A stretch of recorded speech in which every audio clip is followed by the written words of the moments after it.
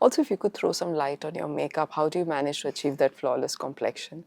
Honestly, it took me quite some time to learn my makeup and hair. I was someone who was never really interested in, putting a lot of glam makeup or, dressing myself a lot. I was a very happy-go-lucky girl next door kind of personality.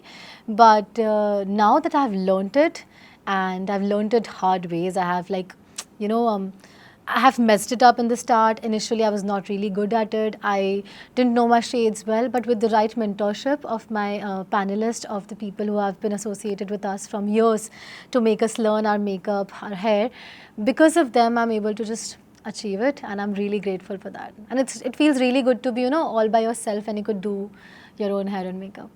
A skincare hack or a beauty hack that you swear by? Um, it's very cliche. A lot of people already have said it, but it's actually hydration. Because when your skin is dehydrated, it instantly shows on your skin. It instantly shows in your texture. You cannot hide it. No amount of makeup can hide the dehydration on the face. It also helps up with your energy levels a lot. So I think staying hydrated won't directly, feel like it will make a difference, but it does make a visible difference. They say the hair is truly a crowning glory, and in your case, it looks fab.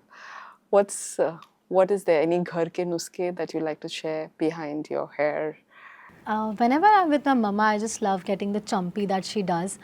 It's not just good for the hair, but good for your emotional being as well. Because when a mother touches your scalp, that's the reason we bow down and we take the ashwad. Because when these good energy people with high frequencies, when they touch your head, you feel something changes within you. And when she does a chumpy, that is a complete package that you could have of a good skin hair care, and then mental well-being, emotional well-being, and that support and that conversation that you could you can have with your mother while doing that. So it's a nice experience altogether to get a chumpy from your mother. You've also written your first book, Smiles All the Way, at the age of 8. What inspired you? Um, I grew up in an environment full of stories. My mama used to tell me stories about the religion. My father used to tell me different stories about the world. My grandparents used to tell me the bedtime stories. It's a collection of all these stories that I heard as a kid. Mostly the bedtime stories that my grandmother and grandfather told. I wanted to just, keep it somewhere written, because I could see them growing, and since childhood I have this awareness of people growing and them not getting separate. I had this feeling I wanted to preserve those stories. So I just made this book of 4 or 5 stories from my grandfather's bedtime collection, and I just gave it to him once it was like published in my school. It was a very happy memory of us. Do you have any message for young girls out there? Because I'm sure they'll be listening to your interview, and they'll probably be definitely huge fans of you, but they'll also want to know how to get there. So, what message do you have for them? The only message I would love them to have is that you can be your own kind of Miss India. In a world, people have a set notion about a Miss India or pageantry, that that you need to be like this to be a Miss India, you need to be like that. There's no set notion to be a Miss India. You can be your own version. You just have to accept yourself unapologetically and own your story. You don't need a story. You are your own kind of story, and that's what will make you a true candidate for Miss India. And just go for it madly, passionately. You spoke about traveling. You said you're more of a mountain person, Jungle. jungle person, yes. So, if you were to travel to some place in India, which place would it be and why? It could also be international, but if you had to travel somewhere in your 2026 bucket list. Last year actually, we shot very beautifully the Arunachal tourism, and I got to visit a lot of places in Arunachal, and the scenic beauty and the ethereal side of that state is very untouched, and it's something that I would love to visit over and over again. You cannot just get enough of Arunachal, I feel. So it's been like 1.5 years that I have not been there, but I always promised myself that once I become a Miss World, I'll come back here for my, me time, for my staycation, since this place has so much untouched beauty in it.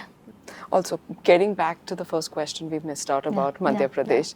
So, if you could tell me about the state, maybe because we kind of know the fact that, you know, you've broken a record, but just something about the state, because it's so nice to hear more about the interiors of the country. I come from a place which is not very grand or very fast paced. It won't impress you in that way, but it will still stay with you in the way how peaceful and how silent it is. Especially talking about Ujjain, where I come from, it's a very slow paced city wherein the mornings will begin with temple bells, the evening will slow down by the riverside. It's also known for the very famous temple Mahakaleshwar. So it's a fiercest form of Shiva.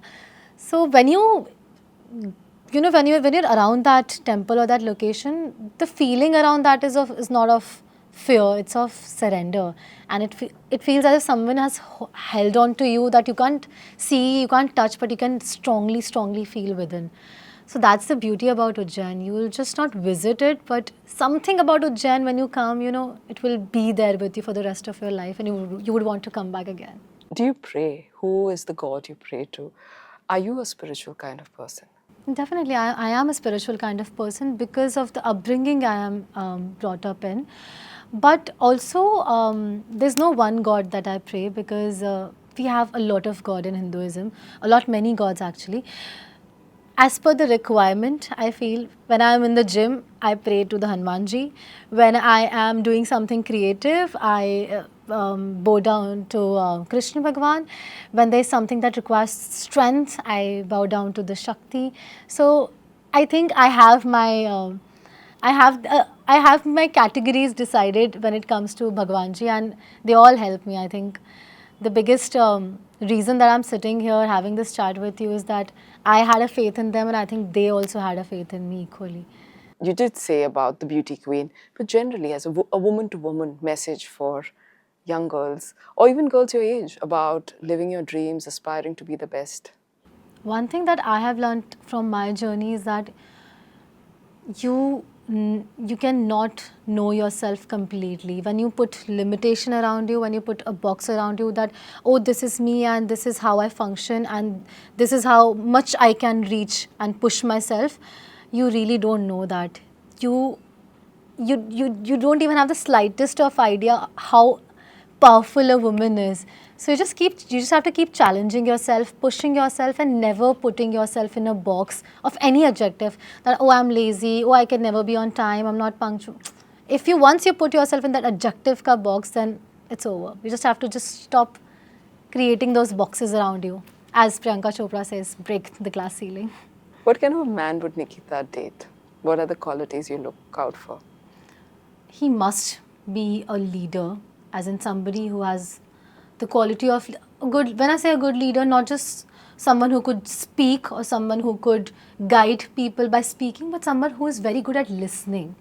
So somebody who's a very good listener, who takes care of little things, not grand gestures, not a diamond ring, but little things that maybe on a bad day, if he brings me flowers or chocolate, I think that kind of man I would want to date. And of course, handwritten letters are a must. Do you secretly have a crush on anyone? Like an Indian politician, Secretly Indian have a sports crush. person? It's a secret. The secret.